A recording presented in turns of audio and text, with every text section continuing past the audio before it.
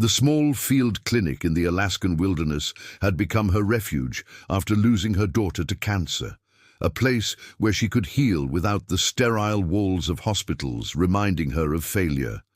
The endless snow and towering pines provided solace, but today that peace shattered with a desperate howl echoing through the valley.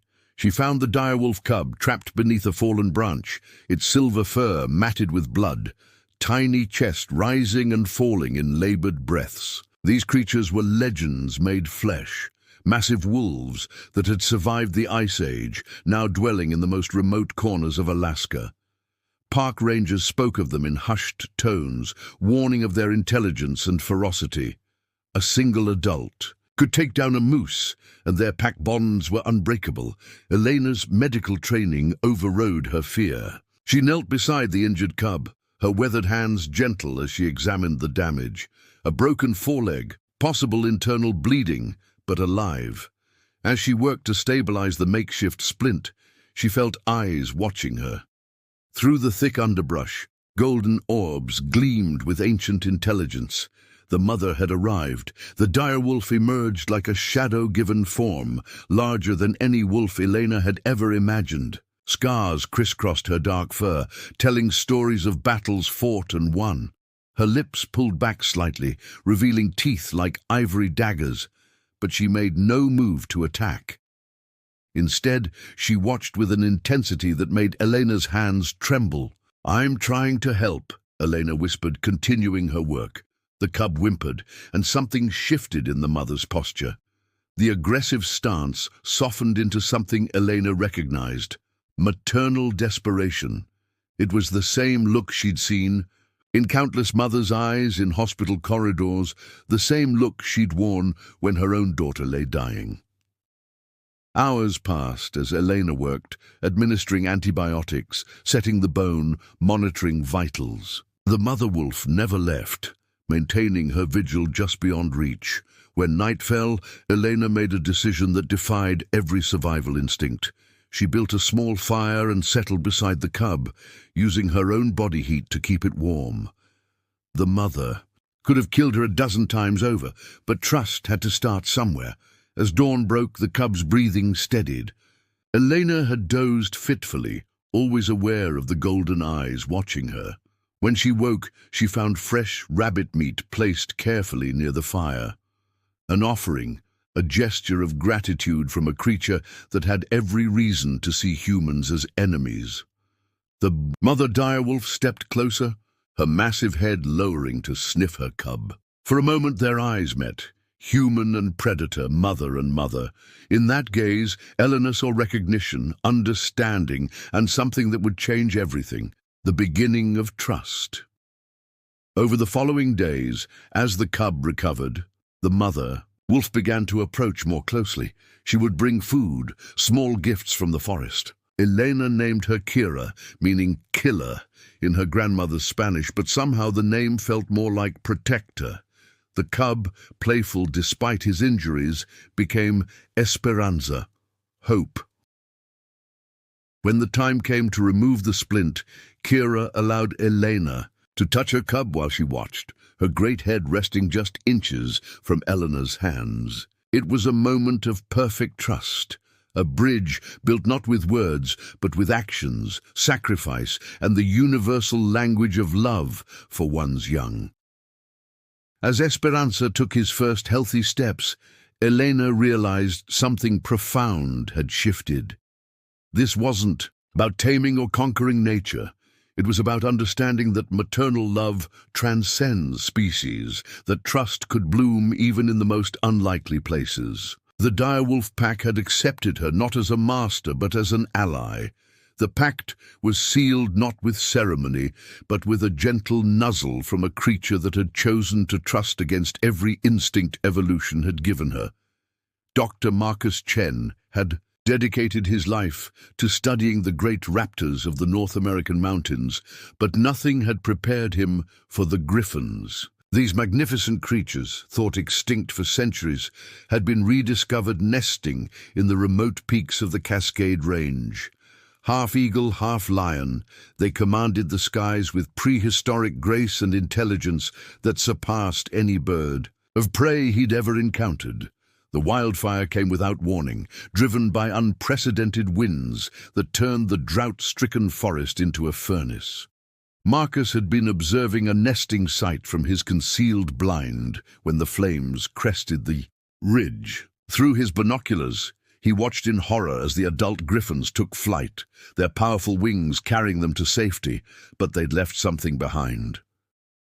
A single chick remained in the nest, too young to fly, crying plaintively as smoke billowed around the rocky outcrop. The parents circled overhead, their distressed calls echoing across the valley. But the flames had created an impenetrable wall. They couldn't reach their young. Marcus didn't hesitate.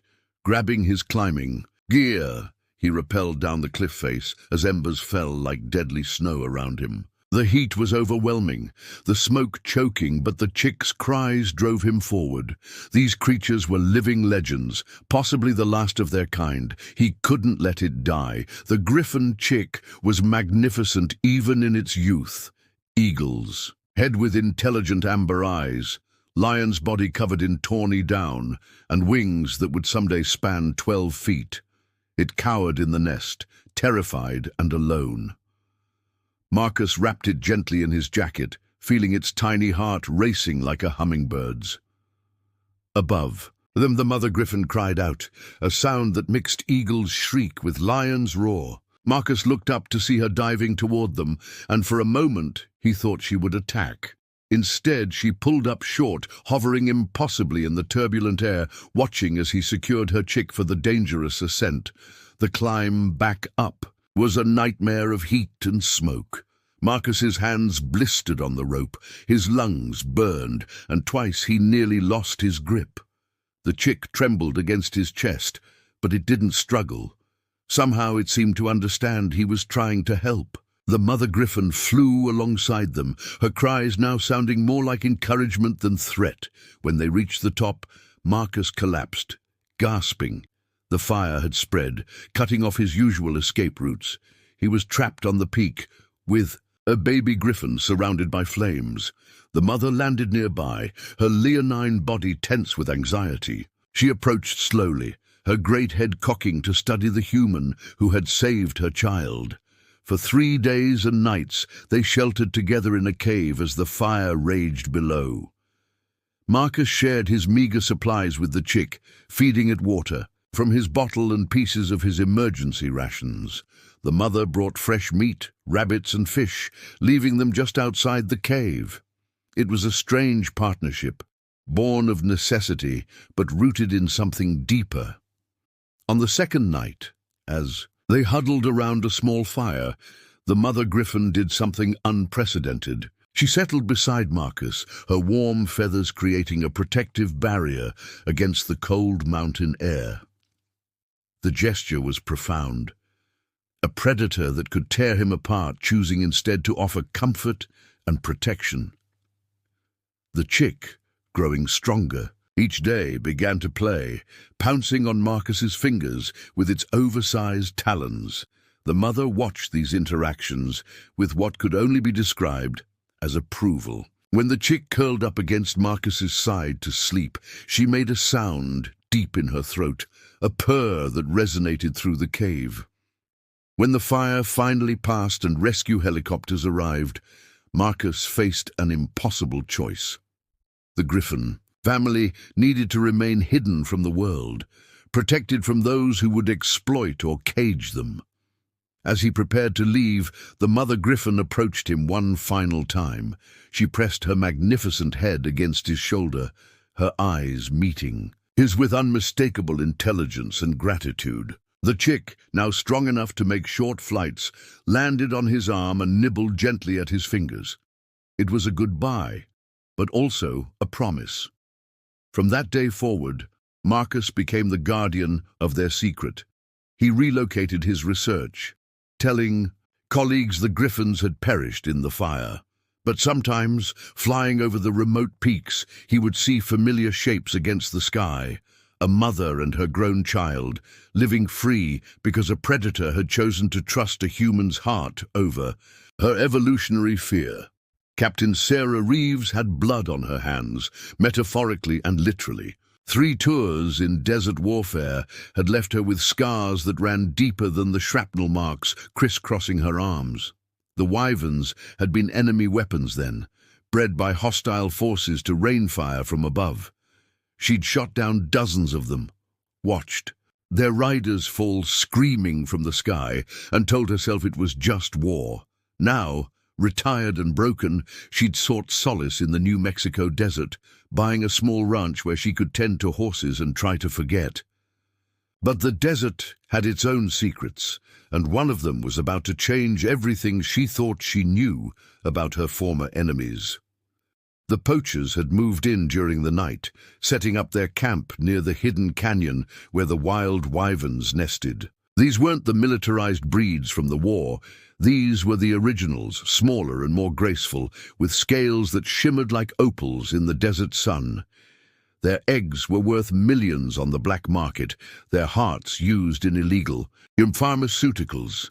Sarah discovered the camp by accident during her morning ride.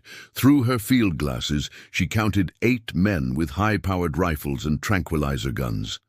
They were preparing to descend into the canyon at dawn. When the adult wyverns would be hunting, the timing was perfect for them. But Sarah had seen the wyvern mother. She was magnificent, with scales the color of sunset and wings that cast shadows like stained glass. Her nest held 3 eggs, perfectly round and pearl white. The mother never left them unguarded for long, but she had to hunt to maintain her strength. It was a vulnerability the poachers planned to exploit. Sarah's military training kicked in. She catalogued their weapons, their positions, their weaknesses. 8-to-1 odds weren't impossible, but they were stupid. The smart play was to call the authorities and wait for backup. But the poachers would be gone by then, and so would the eggs. The wyvern mother returned from her hunt just as the poachers began their descent. Sarah watched through her scope as the magnificent creature landed at her nest, sensing danger. Her head turned toward the approaching threat, and she issued a warning call that echoed off the canyon walls, a sound like wind chimes mixed with a lion's roar. Sarah made her choice. She opened fire on the poachers, not to kill, but to scatter them. Her first shots shattered their equipment, sending them diving for cover. The wyvern mother took flight, circling overhead, confused by this new development. Here was a human attacking other humans, something outside her experience. The firefight lasted 20 minutes. Sarah used every trick she'd learned in the war, flanking the poachers, using the terrain to her advantage. When the dust settled, 3 were wounded, the rest fled, and their leader lay unconscious in the sand. The wyvern mother had watched it all from above, her intelligent eyes taking in every detail. In the aftermath, as Sarah zip-tied the unconscious poacher and called for law enforcement, she felt eyes on her. The wyvern had landed on the canyon, the rim studying her with unmistakable curiosity. Sarah slowly removed her helmet, letting her graying hair fall free, and raised her hands to show she was unarmed. The wyvern mother descended gracefully, landing just 20 feet away. Up close, she was even more beautiful than Sarah had imagined. Her scales caught the light like prisms, and her eyes held an intelligence that was almost human. For long moments, they regarded each other, predator and protector, enemy and ally. Then, the wyvern did something that took Sarah's breath away. She lowered her great head in what could only be described as a bow, acknowledging the debt. Sarah had risked her life to protect the wyvern's young, asking nothing in return. It was a gesture of pure sacrifice, and the wyvern mother recognized it. Over the following weeks, as the legal proceedings unfolded and the poaching ring was dismantled, Sarah found herself returning to the canyon. The wyvern mother would be there, sometimes with her mate, sometimes alone. They never approached closely, but they watched her with what seemed like approval. When the eggs hatched, 3 perfect wormlings emerged, their scales like liquid silver. The mother brought them to the canyon rim when Sarah visited, letting them see the human who had protected them before they were even born. It was a lesson in trust, passed from mother to young. Sarah's nightmares began to fade after that. The blood on her hands felt less heavy when she remembered that she'd also used those hands to protect life. The Wyvern mother had forgiven her, past and accepted her present, seeing not the soldier who had once been her enemy, but the protector who had chosen to stand guard over her children. In the desert's vast silence, 2 mothers, one human, one wyvern, had found understanding. The war was over, but the peace they'd built would last forever. 10-year-old Amara hadn't spoken since the bombs fell on her village. The refugee camp in the Arizona desert was supposed to be temporary, but temporary had stretched into 2 years. Her mother worked double shifts at the camp's medical clinic, leaving Amara to wander the dusty paths between the rows of tents, a silent ghost haunting the edges of adult conversation. She'd found the cave by accident, chasing a lizard through a crack in the red rock formations that bordered the camp. The passage was narrow enough that only a child could squeeze through, opening into a hidden chamber where shafts of sunlight painted the walls in gold. And there, in the deepest corner, she found them. 3 saber tiger cubs, no bigger than house, cats, mewing softly in their nest of dried grass and shed fur. Their mother was nowhere to be seen, but Amara could smell her presence, musky, wild, and dangerous. These were the creatures that had terrorized the camp's perimeter. The reason: armed guards patrolled the fences. Adult saber tigers could leap 20 feet and take down a horse with a single swipe of their massive claws. But these babies were just babies, blind and helpless, crawling over each other in search of warmth. Amara's heart, frozen for so long, began to thaw. She'd lost everything, her father, her home, her voice, but here was something that needed her. She began visiting daily, bringing scraps from her meager meals. The cubs grew to recognize her scent, mewing excitedly when she arrived. She named them in her birth language: Valor, Esperanza, and Luz. As they grew stronger and their eyes opened, they became her secret family, the only living things that brought joy to her world. The mother saber-tiger remained a mystery. Amara caught glimpses of her, a shadow moving through the rocks, golden eyes watching from the darkness. The great cat was magnificent, easily 8 feet long, with fangs like ivory daggers. She could have killed Amara a dozen times over, but she didn't. Instead, she seemed to be studying the child who cared for her young. As weeks passed, the cubs grew bolder. They would tumble over Amara's small frame, their needle-sharp claws carefully sheathed as they played. When she hummed old lullabies her mother had sung, they would curl against her, purring with contentment. It was during one of these peaceful moments that Amara first saw the mother clearly. She emerged from the shadows like liquid gold, her movements graceful despite her size. The cubs ran to her, mewing their excitement, and Amara prepared to flee. But the great cat simply looked at her, a long, measuring gaze that seemed to peer into her soul.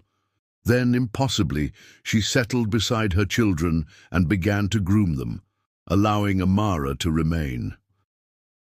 The breakthrough came when raiders attacked the camp. Amara had been in the cave when the shooting started, the cubs cowering around her as explosions echoed through the rock. She tried to comfort them, but her own terror was overwhelming. That's when the mother appeared, not as a threat, but as a protector. The great saber-tiger positioned herself between Amara and the cave entrance, her body tense with protective fury. When armed men appeared at the passage, following the sounds of the cubs' distress, they found themselves face to face with a creature from nightmares. The saber-tiger's roar shook the cave walls, and the raiders fled in terror. But Amara wasn't afraid. In that moment she understood something profound. The saber tiger mother saw her as part of her family, worthy of protection. The realization broke something inside her, and for the first time in 2 years, she spoke. "Thank you," she whispered, her voice barely audible. The great cat's ears twitched, and she turned to look at the child. For a moment, predator and prey regarded each other with perfect understanding. After the attack was repelled, Amara led the camp security to the cave, not to capture the saber tigers, but to protect them. The officials were skeptical until they saw the extraordinary sight, a legendary predator allowing a human child to sit among her cubs, all of them peaceful and content. Dr. Martinez, the camp's director, was a practical woman who understood that sometimes the most unlikely alliances were the strongest. She declared the cave system off-limits, creating an unofficial sanctuary. The saber tiger family was allowed to remain, and Amara was permitted to visit under careful supervision. The story spread throughout the camp, then beyond. The girl who had lost her voice to trauma had found it again through the trust of creatures that should have been her natural enemies. The saber tiger mother had recognized something in Amara, perhaps the innocence of youth or the shared understanding of loss and protection. As months passed, the cubs grew into young adults, but they never forgot their human sister. They would greet her with gentle headbutts and rumbling purrs, while their mother watched with what could only be described as maternal pride. Amara had given them love when they needed it most, and they had given her back her voice. In the harsh desert where survival was a daily struggle, a child and a predator mother had found family in each other. It was proof that trust could bloom anywhere, that love transcended species, and that sometimes the most broken hearts could heal each other. 2 years after the first bonds were forged, the world had begun to change. News of the alliances between humans and apex predators spread through social media, documentaries, and whispered stories around campfires. Dr. Elena Vasquez's work with the direwolves had led to the establishment of the first interspecies sanctuary in Alaska. Dr. Marcus Chen's secret griffin research had evolved into a covert protection program. Captain Sarah Reeves had become the unofficial guardian of the Southwest Wyvern Preserve, and young Amara, now 12 and eloquent, had become the youngest ambassador for predator-human cooperation. But not everyone welcomed this new world order. The crisis began when corporate interests and military contractors converged on the small town of Haven, Montana, where all 4 families had quietly relocated to establish a research center. The government had remained cautiously supportive of the human-predator partnerships, but private entities saw opportunity in the legendary creatures. Biotechnology companies wanted to study their genetics. Weapons manufacturers dreamed of militarizing them. Entertainment conglomerates envisioned theme parks and spectacles. Elena stood on the porch of the Haven Research Center, watching storm clouds gather over the mountains. Inside, the emergency meeting was reaching its conclusion. Representatives from 3 major corporations had made their offers, billions of dollars, for exclusive access to the predator families, with guarantees of humane treatment and scientific advancement. Kira, the great direwolf matriarch, lay beside Elena's chair, her golden eyes never leaving the corporate representatives. Through the window, they could see other members of the alliance. Chen's griffin family perched on the center's roof, Sarah's wyvern friends circling overhead, and Amara's saber tiger mother pacing the tree line with her grown cubs. "The answer is no," Elena said firmly as the corporate team prepared to leave. "These aren't commodities to be bought and sold. They're our partners, our families." The lead representative, a sharp-suited woman named Victoria Nash, smiled coldly. "Dr. Vasquez, you're being naive. We're offering voluntary participation with unprecedented compensation.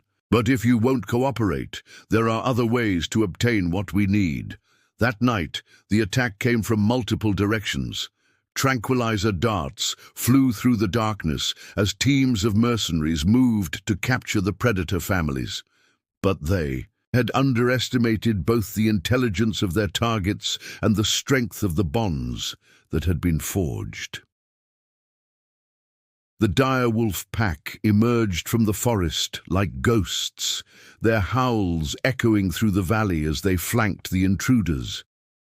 Kira herself stood guard over Elena's home, her massive form silhouetted against the porch light. When a mercenary tried to dart Elena, the great wolf intercepted the shot, the tranquilizer bouncing harmlessly off her thick winter coat. Above them, the griffins struck with precision, their talons disabling vehicles and their wings creating whirlwinds that scattered the attackers. Marcus watched in awe as the mother griffin, whom he'd named Artemis, coordinated the aerial assault while her mate protected the research center's valuable data. Sarah found herself in the middle of a firefight again, but this time she wasn't alone. The wyverns dove and weaved through the darkness, their scales deflecting bullets as they harassed the mercenaries. Their fire wasn't lethal. These desert wyverns produced a stunning plasma burst rather than killing flame. But it was enough to disorient and scatter their attackers. In the chaos, young Amara and her saber tiger family moved like liquid shadow, appearing wherever the mercenaries least expected them. The great cat's stealth was legendary, and they used it to disable equipment and create confusion rather than to kill. It was a display of restraint that spoke volumes about the trust between species. The battle lasted only an hour, but it changed everything. By dawn, the mercenaries were in custody, their employers facing federal charges for the attempted kidnapping of protected researchers. More importantly, the world had witnessed something unprecedented: predators and humans fighting side by side, each protecting the other's children. The media explosion that followed was unlike anything in history. Video footage of Elena standing beside Kira, both of them calm and unharmed after the attack, went viral within hours. Images of Marcus and Artemis surveying the damage from the air and Sarah tending to a wounded wyvern while it purred in gratitude appeared on every news channel, but it was the final image that captured the world's imagination. Amara, now tall for her age, sitting in a circle with the 3 saber tiger adults and their newest cubs, all of them peaceful in the morning sun. While emergency responders worked around them, the caption read simply, "Trust." In the weeks that followed, governments worldwide began establishing new protocols for human-predator cooperation. The Haven Accords became the foundation for international law regarding sentient apex predators. Corporations found themselves bound by strict ethical guidelines, and the research center became the model for similar facilities across the globe. Elena stood once again on her porch, but now she wasn't alone. Marcus and his griffin family had taken up residence in the nearby peaks. Sarah had established a wyvern sanctuary in the valley. Amara, now recognized as the youngest expert in interspecies communication, was writing her memoirs with the help of a saber tiger cub who had learned to operate a tablet computer. The storm had passed, but the bonds forged in its wake would last forever. For humans and their predator families had proven that trust, once earned, could survive any challenge. The world was different now, not because humans had conquered nature, but because they had learned to listen to it, to respect it, and to love it as fiercely as any mother loves her young. As the sun set over Haven, the sounds of the evening were no longer just human voices. Direwolf howls mixed with griffin calls, wyvern songs harmonized with saber tiger purrs, and above it all, the laughter of children, both human and otherwise, learning to play together in a world where the ancient barriers between species had finally fallen. The pact of trust had become a promise of hope, and the future stretched before them like an open sky, filled with possibilities that no one had dared to imagine when the first scared direwolf cub had looked up into the eyes of a grieving human healer and seen not an enemy, but a mother.